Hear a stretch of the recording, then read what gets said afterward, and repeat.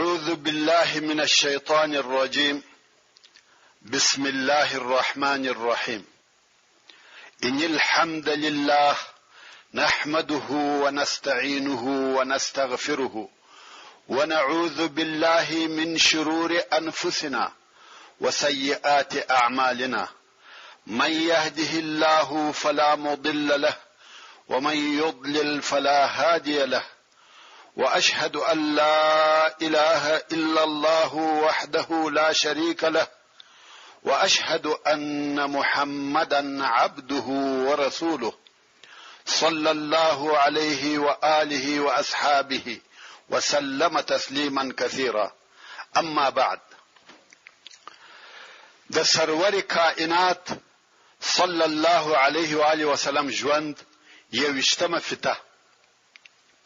السلام علیکم ورحمت الله وبرکاته. محترم ورونو، په تیره شلمه فته کې موږ هغه قصه بیانول چې رسول الله صلی الله علیه و آله وسلم د بنی نظیر و یهودو ته د دې لپاره ورغلی چې د هغه دوه نفرو په دیت کې کومک ورسره وکړي. خو یهودو د کومک په مقابل کې د صلی الله علیه و آله وسلم د وجلو نقشه او د سیسه جوړ کړه. خو رسول الله صلی الله علیه و آله وسلم د الهي وحی په واسطه د دوی په خبيث نیت خبر کړسو او د هغه ځای څخه په پټه خوله مدینه منورې ته ولاړ. او بیا یې د مدینه منورې څخه محمد ابن مسلمه رضی الله تعالی عنه و يهودو ته ورولېږي چې ودوی ته وایي رسول الله صلی الله علیه وسلم فرمایي د مدینه منورې څخه ووزي، دلته به نه اوسېږي او تاسو ته ملس ورځي مهلت درکړی دی. کمی تر لس ورځو ورسته ستاسو څخه هر یو په مدینه منوره کې ولیدي د هغه سر ور پرې کوم. يهودو هم بیل باریدو بل چاره نه درلوده، نو یې خپل بار او بنس سره تړل چې د مدینه منورې څخه ووزي. په دغه وخت کې عبد الله ابن ابي ابن سلول نفر ورولېږل چې تاسو اوس څه کوئ؟ ثابت ودرېږي، خپل وطن ولې پرېږدئ؟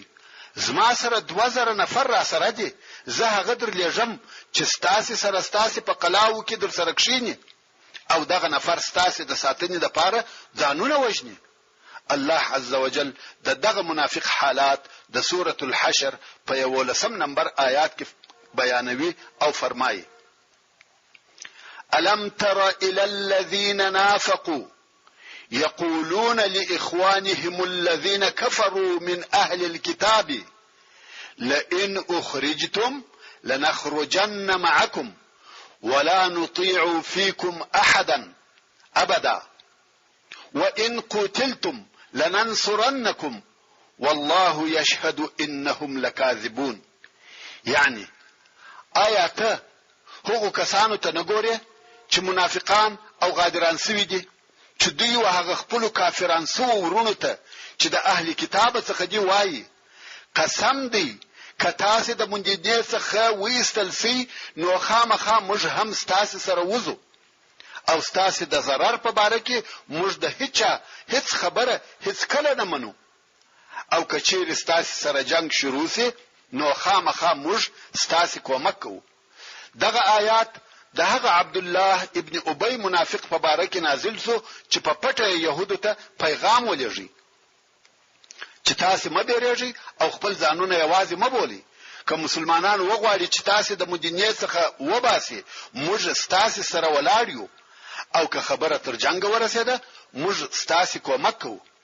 دا زموږ قطعي فیصله ده او زیات تر دې موږ ستاسو په باره کې د هیڅ خبره نه اورو او نه د چا پروا لرو. خو الله عز وجل نور هم پسې فرمایي: والله يشهد انهم لكاذبون. يعني الله جل جلاله شاهدي ورکوي چې دغه منافقان خامخا په دغه خبرو کې دروغجنان دي. د منافقانو دغه خبرې د زړه څخه او پرشتیا سره نه دي، فقط د مسلمانانو سره د جنگولو لپاره خلق فورته کوي. دغه خبرې په ژبه سره کوي او هیڅ عمل نه پکوي. د عبد الله ابن ابي په دغه پیغام لېږلو سره د يهودو خپل ځانو ته امید پیدا سو او پر دې ټینګ سو چې نه وځو بلکې جنگ کوو. د يهودو رئیس حيي ابن اخطب د منافقانو د وعدو په تمع سو، نو یې رسول الله صلی الله علیه و آله وسلم ته حال ولېږي، ویل موږ د خپل وطن څخه نوځو او ته چې هر څه کولای سې هغه وکړه. ورونو په دې کې هیڅ شک نشته چې دغه موقف او حالت و مسلمانانو ته د دوی په تاریخ کې ډېر تکلیفي حالت دی، ځکه په دغه خطرناک وخت کې د يهودو سره د مسلمانانو د جنگ عواقب یا ورستنی نتیجه د خطرونو څخه خالی نه دي. او تاسو ولیده چې ټول عرب و دوی ته یو لاس سوي دي. د مسلمانانو د دعوت ډلې په هغه خائنانه شکل سره په شهادت ورسولې، او بیا د بني نظیر يهود دونه قوي و چې د دوی د تسلیمېدلو احتمال ډېر لري و. نو خود په دغه شرایطو کې د بني نظیر د يهودو سره جنگ کول ډېر ناخوښه کارونه په وجود راوړه. مګر هغه حالت چې مسلمانانو ته د ماء رجیع او بئر معونه د واقعو په سبب پیښ وو، په دوی کې د دغه جرائم او خیانتو په مقابل کې حساسیت زیات کړی وو. دا چې د مسلمانانو د ډلو او افراد سره دغه خیانتونه کیږي، د دوی احساسات پر جوش راوستلی و. د خائنانو په مقابل کې د دوی د انتقام اخیستلو احساس دوه چنده سوی وو.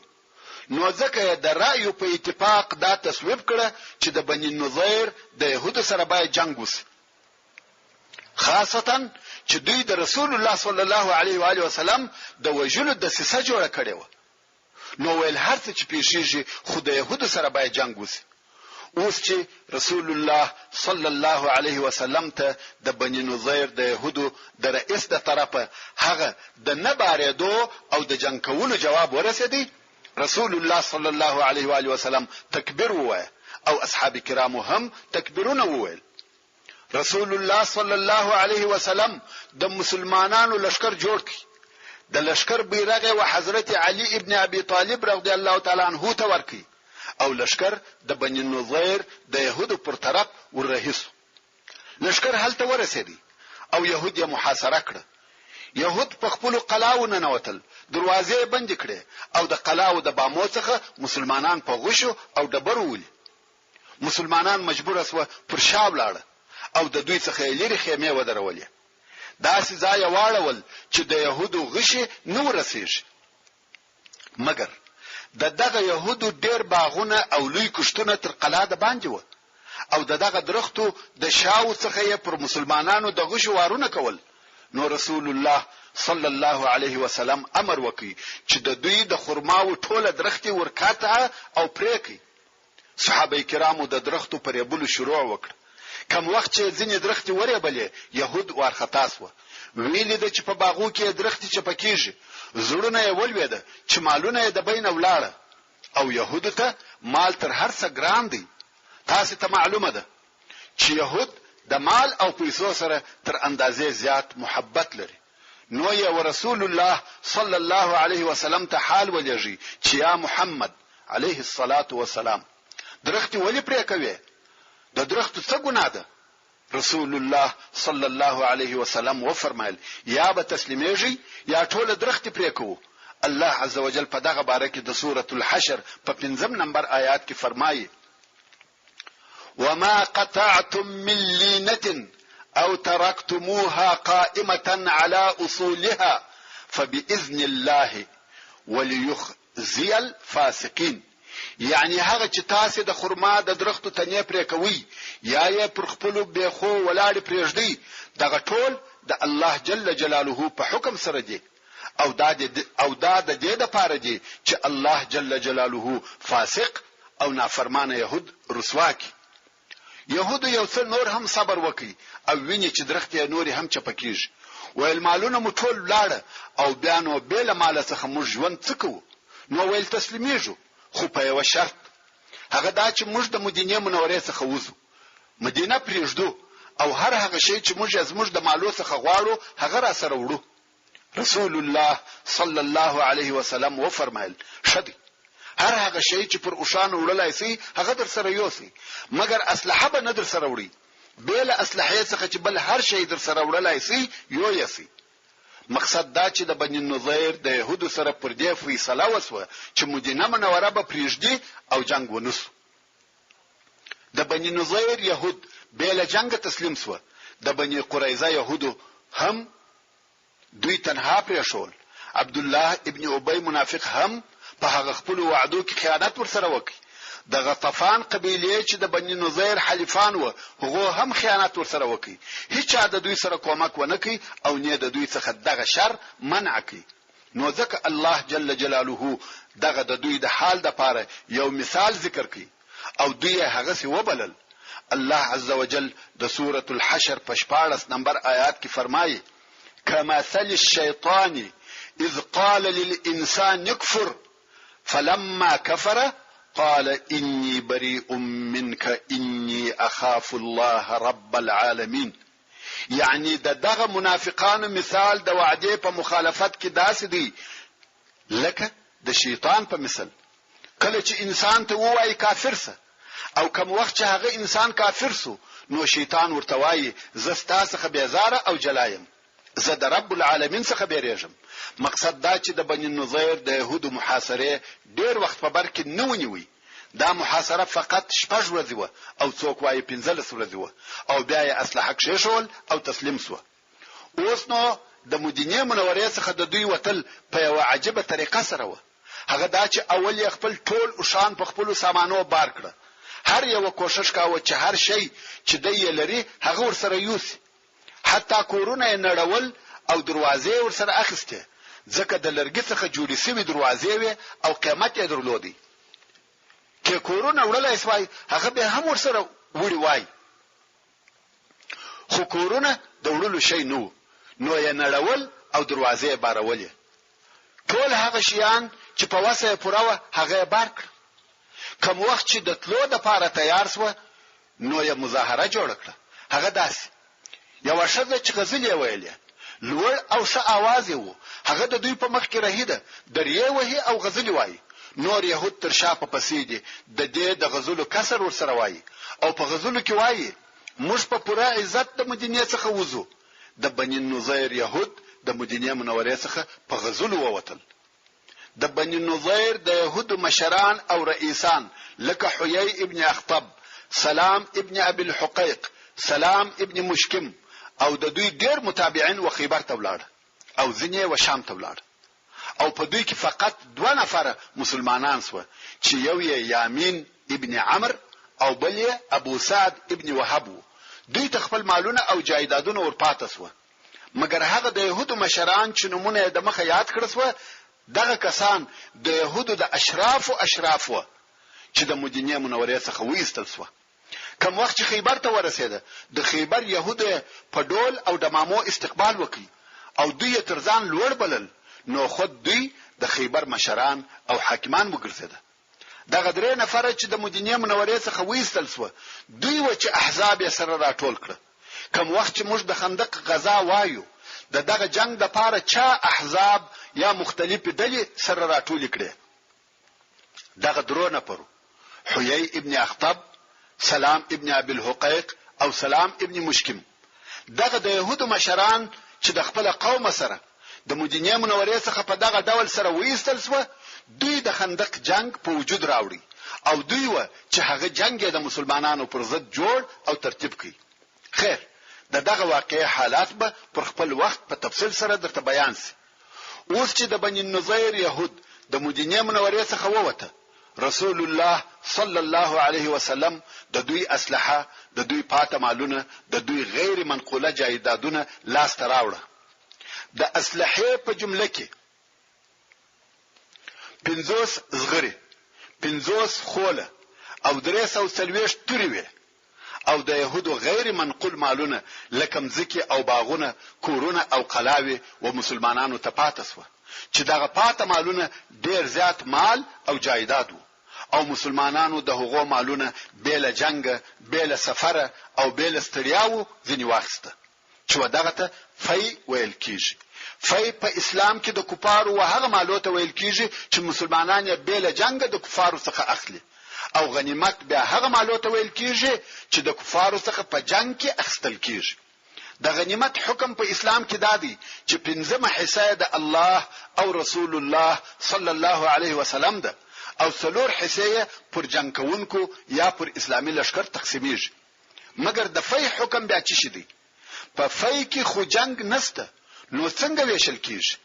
او دا د اول وار د پاره پیښ شو چې مسلمانان د کفارو مالونه او جایدادونه به له جنگ اخلي. نو د الله جل جلاله د طرفه امر راغلی چې فی د الله او رسول الله صلی الله علیه وسلم دی. څنګه چې رسول الله صلی الله علیه وسلم غواړي هغه څه تصرف پکې کوي، پر لشکر نه تقسیمیږي ځکه چا جنگ نه دی کړی. نو رسول الله صلی الله علیه وسلم امر وکړي چې دغه مالونه دي خاص پر هغه اول مهاجرینو تقسیم سي، ځکه هغه ډیر غریبان و، مالونه او وطن یې پرې ایښو، شی نه درلودي. نو دغه فی د مهاجرینو پر غریبانو وویشل سو.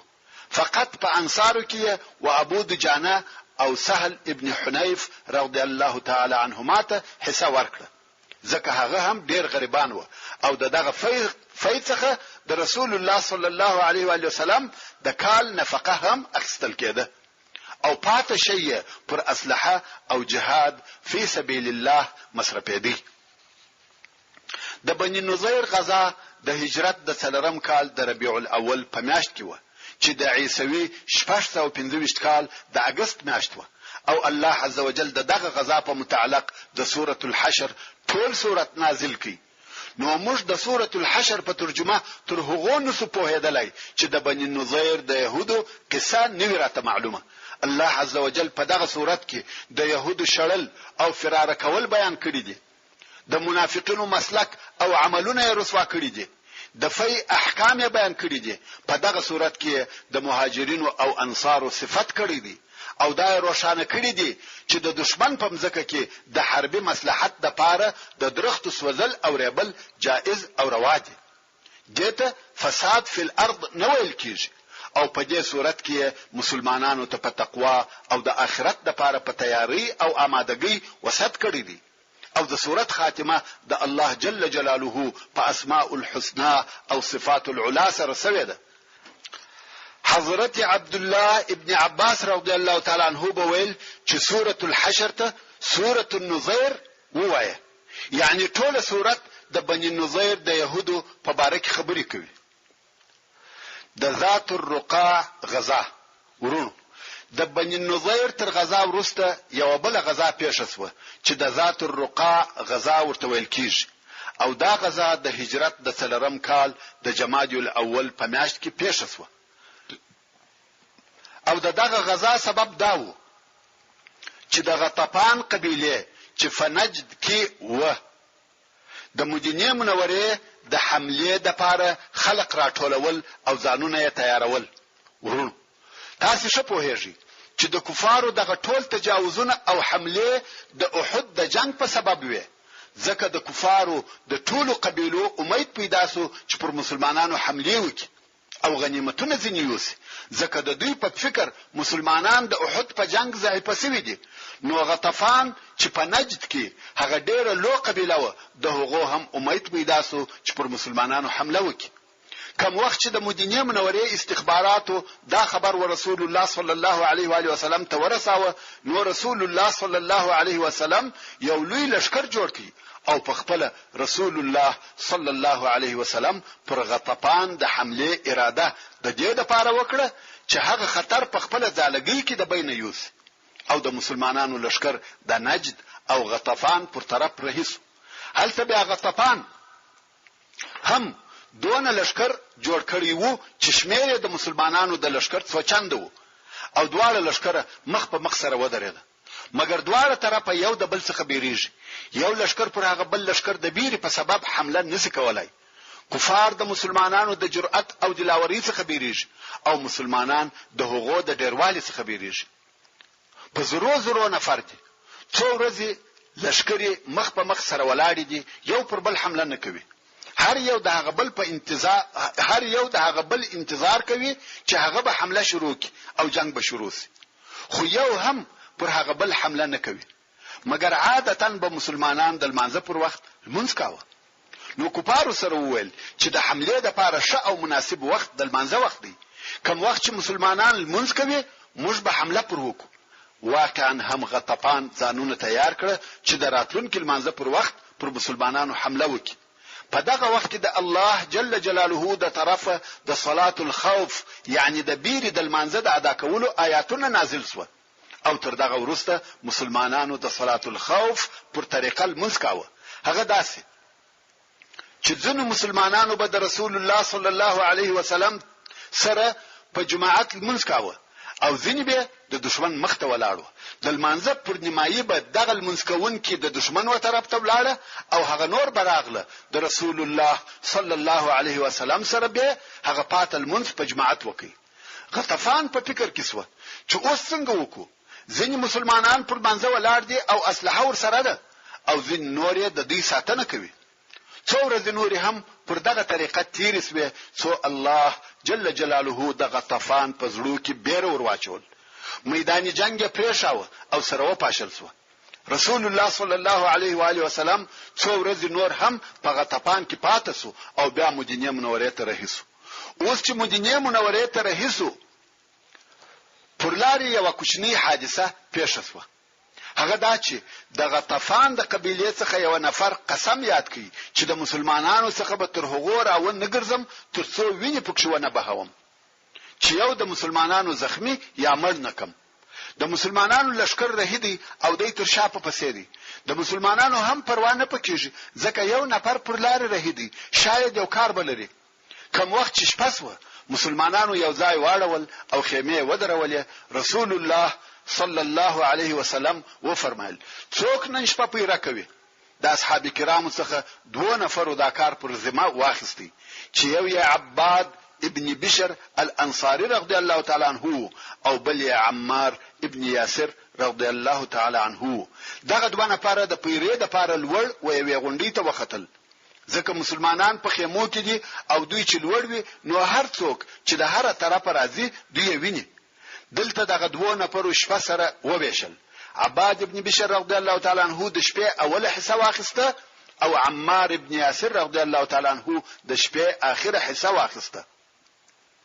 عمار ابن یاسر رضی الله تعالی عنه څنګه واچاوه چې هوساس او عباد رضی الله تعالی عنه ودرېدی لمونځ کوي او بیا شاوخوا ګوري چې څوک مسلمانانو ته ورنسي. شپه تاریکه ده چپه چپای ده نه کوم حرکت وو نه ژغ. نو یو خپل منځ ته نور هم دوام ورکړي. هغه کافر چې قسم یې یاد کړی وو هغه قرار ورنږدې سو او دغه نفر یې ولیدي چې ولاړ دی. کافر پوسو چې دا د مسلمانانو پیردار دی. نور هم ورنږدې سو دونه اندازه ورنږدې سو چې د هغه ځای څخه په غشي وشتلای سي. نو یې غشي او لندې ورته برابر کړ.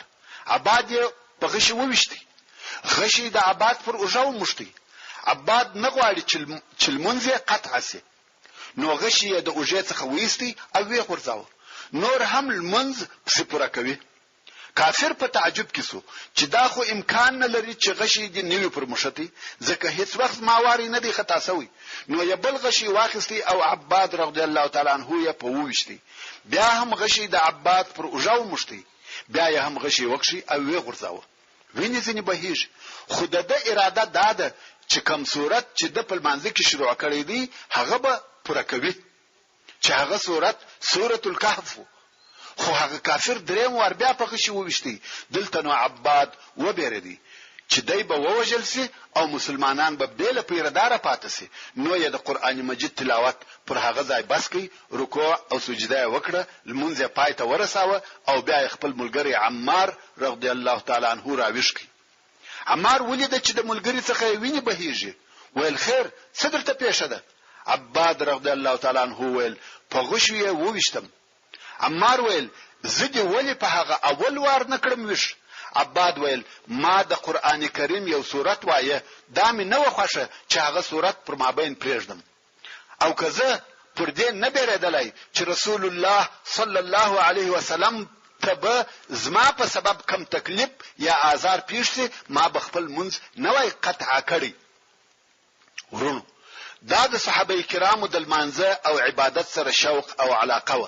حتی په المانزه کې د یو صورت د پوره کولو د پاره دغه تکالیف زغمل چې په غشو وشتل کېده دوی پروا نه پکول. هغه کافر چې دغه حال ولیدي چې پر دې خلکو غشي هم تاثیر نه کوي نو بیرته ولاړی.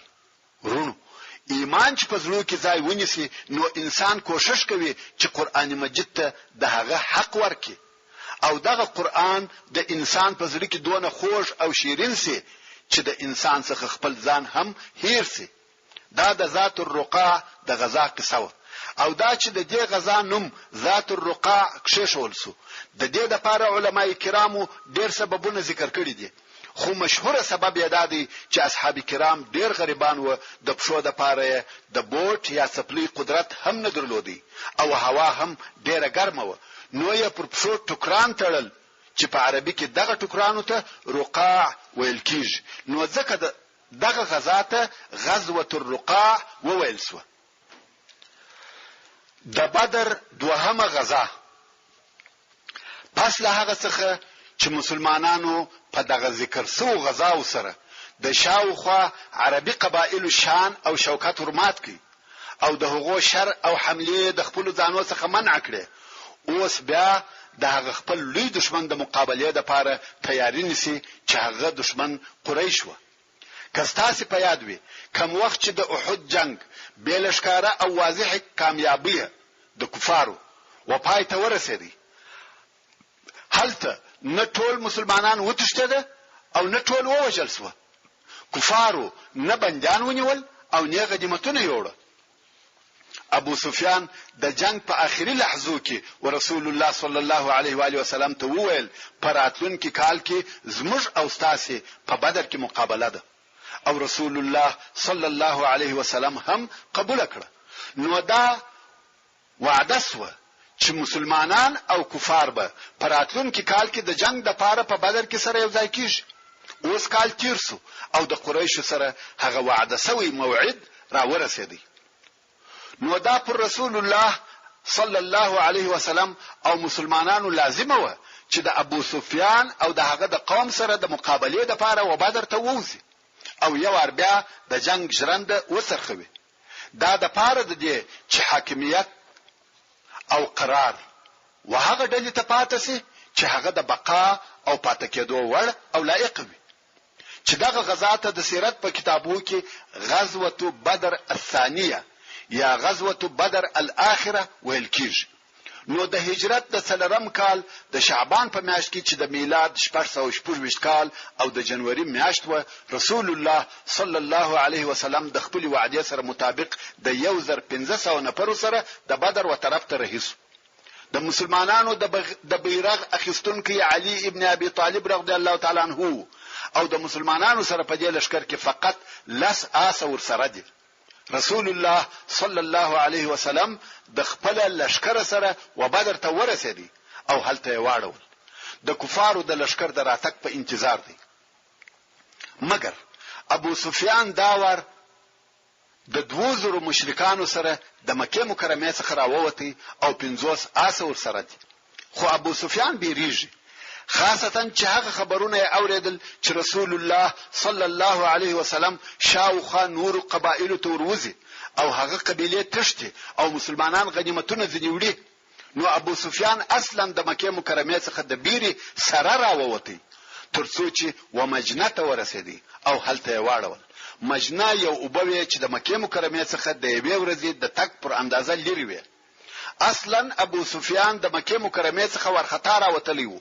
د مسلمانانو سره د جنگ په نتیجه کې فکر کاوه. قرار یې نور هم بیره پزړه نه نوتل ترڅو چې د پر ټولو حواسو بیره غالب وسو. اوس چې عصفان ته نږدې سو هغه عزم او اراده په کلی ډول سره مات سو. اوس د بیرته ګرځېدو د پاره یو حیله او بهانه جوړوي.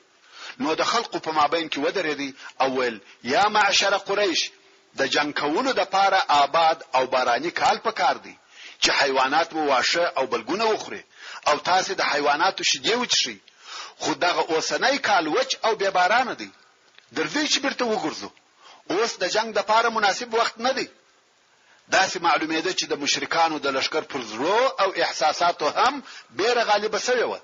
ځکه هیڅ دغه رأی مخالفت ودکې او هیڅ د مسلمانانو سره پر جنگ کولو تاکید او اصرار ونه کوي. ټول په دغه فیصله راضي و او د مکه مکرمه پر طرف رهیس و. مګر مسلمانانو اته ورځې په بدر کې د بدر د اوبو سره تیر کړي او د دشمن د راتګ انتظار وکاوه، خو قریش نه راغله. نور قبیلو هم ولیده چې مسلمانان د وعده ځای ته ورغله، مګر قریش برته ولاړه. هلته چې ابو سفیان د برته ګرځېدو په فکر کې وو او نه غوښته چې خلق په دغه برته ګرځېدو پیغور ورکي، نو غواړي چې د تر برته ګرځېدو د مخه داسې یو کار وکړي چې رسول الله صلی الله علیه وسلم برته وګرځي. نو یې نعیم ابن مسعود چې د اهل مکه څخه وو او تر دغه وخت پر هغه خپل شرک وو ورسول الله صلی الله علیه وسلم ته ورولېږي چې رسول الله صلی الله علیه وسلم په خبرو وبېروي.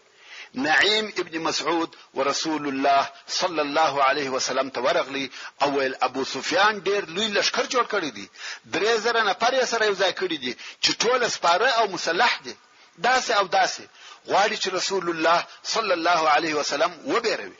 مګر رسول الله صلی الله علیه وسلم د ټول خبرو په جواب کې ورته ویل زه په انتظار یم. د ابو سفیان دغه کار هم فائدہ ونه کړه او رسول الله صلی الله علیه وسلم څو ورځې هلته په بدر کې پاتې شو ترڅو چې ټول عربو دغه خبر واورېدي چې مسلمانان پر خپل موعد بدر ته ورغله، خو ابو سفیان او قریش نه ورغله، چې په دغه طریقه سره اسلام او مسلمانان قوي معلوم شو او د مسلمانانو څخه بیره او هیبت نور هم د کفارو په زړه کې زیات شو. په دغه غزا کې کومه خاصه واقعا نسوه پیښه بیل دې څخه چې د هغه قبیلو څخه چې دلته اوسېدلې چې هغه د بني زمره قبیلې وي، یو نفر چې دغه قبیلو مشر او رئیس وو او نوم یې مخشی ابن عمرو الضمری وو، چې موږ د مخ بیان درته کړی دی چې د او د رسول الله صلی الله علیه وسلم په مابین کې د صلح او نه تعارض معاهده شوی و. اوس چې رسول الله صلی الله علیه وسلم څو ورځې دلته تیر کړي، نو دغه مخشي چې دغه قبیلو مشر وو ورسول الله صلی الله علیه وسلم ته ورغلی او په ډیره بی ادبی سره ورسول الله صلی الله علیه وسلم ته وویل یا محمد ته د قریش سره د جنگ د پاره زموږ او بوته راغلی چې د خبرو مقصد یې دا و چې ته څنګه زموږ به اجازه دی ځای ته راځې. رسول الله صلی الله علیه وسلم و فرمایل هو کدی خوشوي هغه ستا عهد او جوار به برته وتا ته درکو او جنگ به در سره وکړو. مخشي په دې خبره سره و بیردي ویل یا محمد صلی الله علیه وسلم و دې ته ضرورت نشته چې هغه زموږ عهد مات سي، زه پر هغه خپل وعده يم. دا د اسلام شان او شوکت عزت او هیبت وو چې ورځ په ورځ زیاتېدی او خلک ځنی بیریږي. د دومة الجندل غزا رسول الله صلی الله علیه و آله وسلم د بدر څخه بیرته مدینه منوره ته ولاړی. په ټوله اسلامي منطقه کې یو ور بیا امن او سلامتی قائمه شوه. اسلامي دولت په امان او اطمینان سره شپې او ورځې تیروي. دلته نو رسول الله صلی الله علیه وسلم ودیته فارغ سو چې د عربو وهغه لرو حدود ته متوجي سي د پاره د دې چې د مسلمانانو تسلط او سيطره زیات سي او د مسلمانانو په موقف دوستان او دشمنان اعتراف وکړي. د بدر د دوهمه غزا شپږ میاشتې تیر سوه او رسول الله صلی الله علیه وسلم په مدینه منوره کې دی. څو بیا خبر ورته راغلی چې کومې قبیله چې د دومة الجندل پر شاوخوا دي هغه په لارو کې دریږي او هر څوک چې پر دغه لارو تیریږي هغه شکوي، یعنی لوی لارې نیولې دي او غلاوي کوي. او په عین وخت کې د مدینه منورې د حمله لپاره یو لوی لشکر هم سره یو ځای کړی دی. ورونو دومة الجندل د مدینه منورې څخه ډیر لري وو. دومة الجندل د مدینه منورې په شمال کې د شام پر حدود پروت دی. د دومة الجندل او د دمشق په مابین کې د 15 ورځو لار ده، خو د مدینه منورې څخه تر دومة الجندل پورې د 15 ورځو لار ده.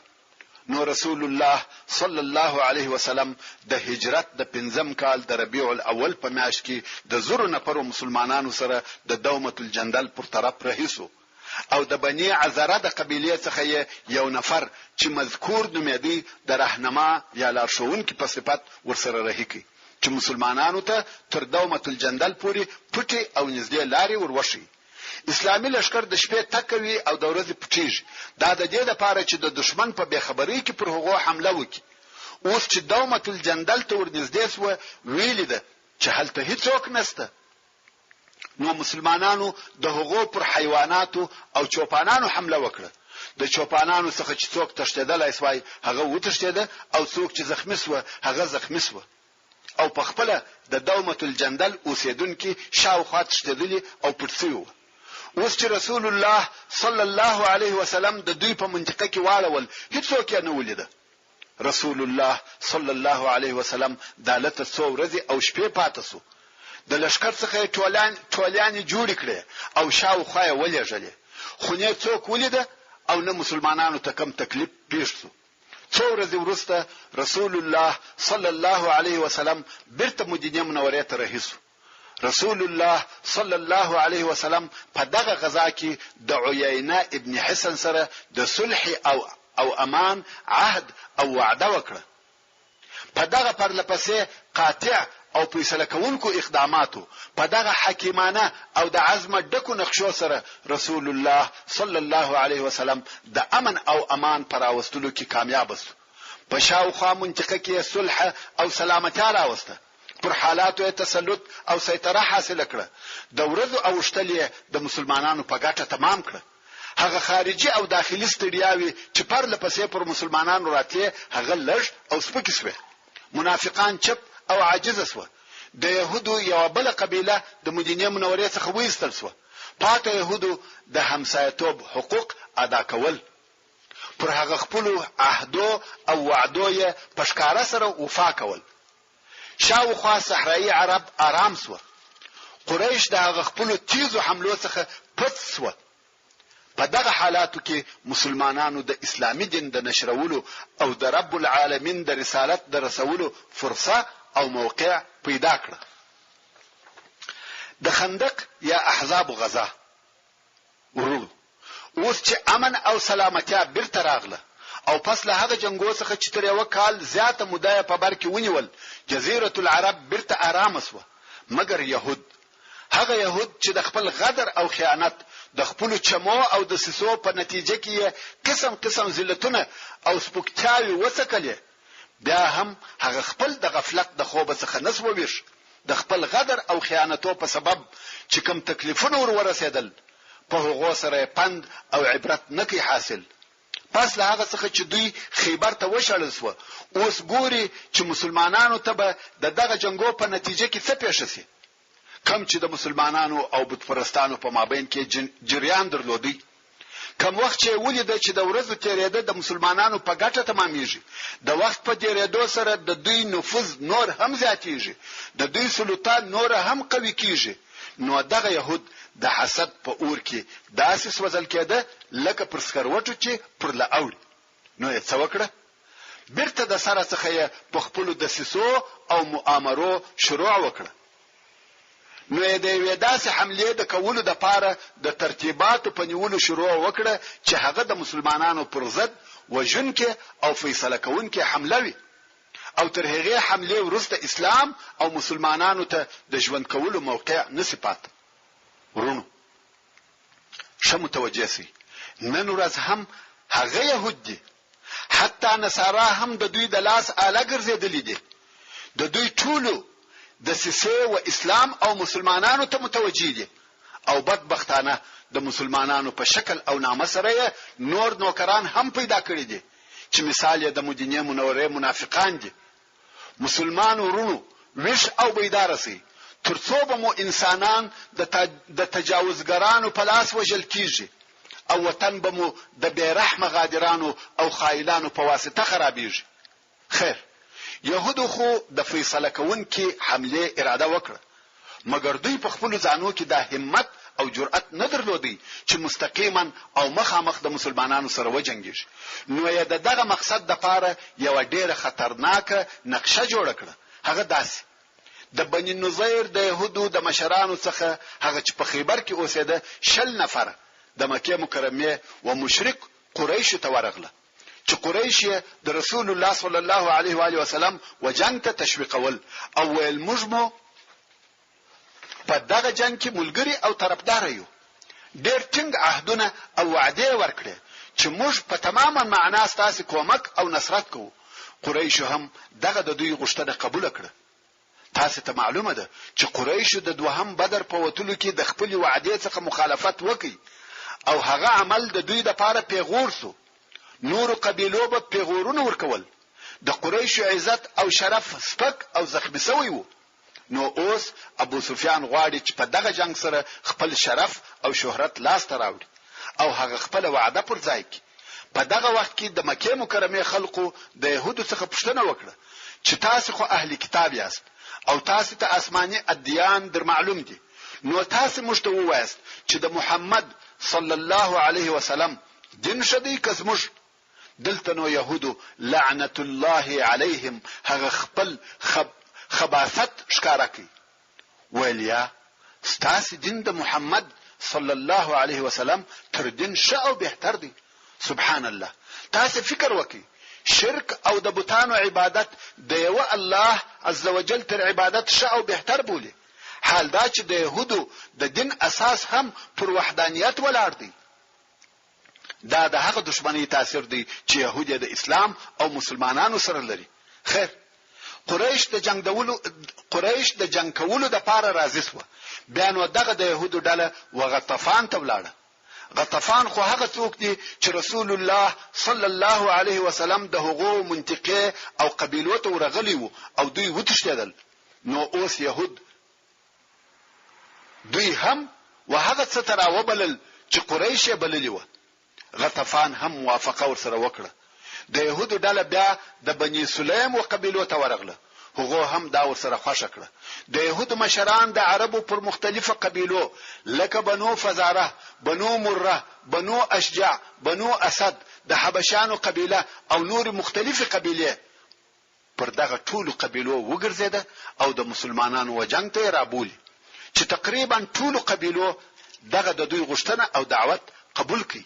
په دغه طریقه سره د يهودو سیاست پوهان او مشران کامیاب شو چې په خپل شیطانت سره د کفر مختلفې ډلې یا احزاب د رسول الله صلی الله علیه وسلم او د هغه د دعوت او مسلمانانو پر ضد سره راټولي او یو ځای کې. نن ورځ موږ هم پر خپل شاوخوا دغه مثال وینو.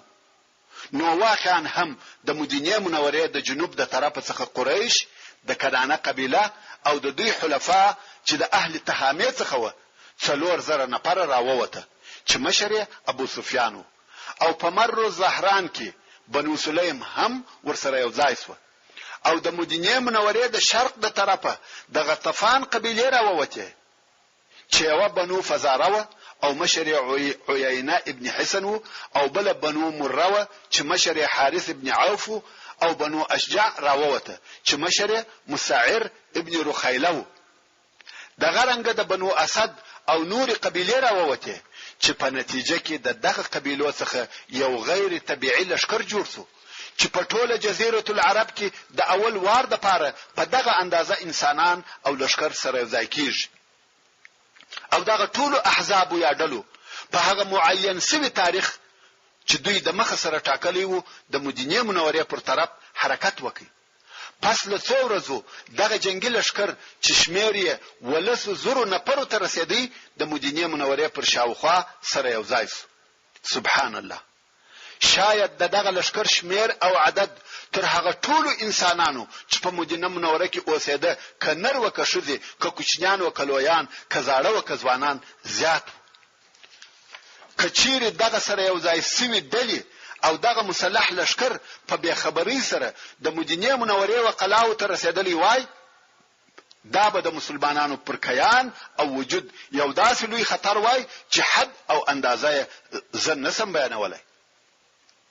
ممکن د مدینه منورې ټول انسانان او کشتونه په یو ور نیست او نابود کړی وای، مګر حالته یو وش او بیدار قیادت موجود وو چې همیشه به ګوتې پر هغه غورځیدونکو رګو پرته وي.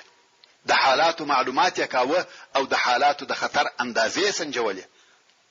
دغه لشکرو د هغه خپل ځایو څخه حرکت نو کړی چې د مدینه منورې استخباراتو او خپل قائد اعلی صلی الله علیه وسلم ته دغه خطرناک حرکتو حالات ورسول.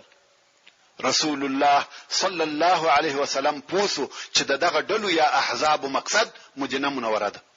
نو رسول الله صلی الله علیه وسلم ډیر ژر یو عالی مشورتي مجلس جوړ کړي چې په هغه مجلس کې د مدینه منورې څخه د دفاع پر موضوع خبرې کېده.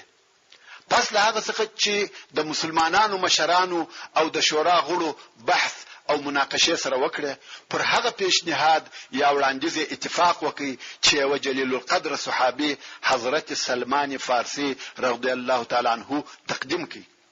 سلمان فارسی رضی الله تعالی عنه وویل: یا رسول الله، کوم وخت چې موږ د پارس په مځکه کې وو، موږ یو حیله او چم درلودي. کله د یو لوی لشکر د طرفه حمله را باندې کېدل، موږ به دغه حیله استعمالول. رسول الله صلی الله علیه وسلم و فرمایل: هغه کومه حیله و؟ سلمان فارسی رضی الله تعالی عنه ویل: د خپل منطقې پر شاوخوا به مو یو لوی خندق وکیندي. رسول الله صلی الله علیه و آله وسلم و فرمایل چې څنګه خندق؟ ځکه دغه حیله په عربو کې نه و او نه پیژنده.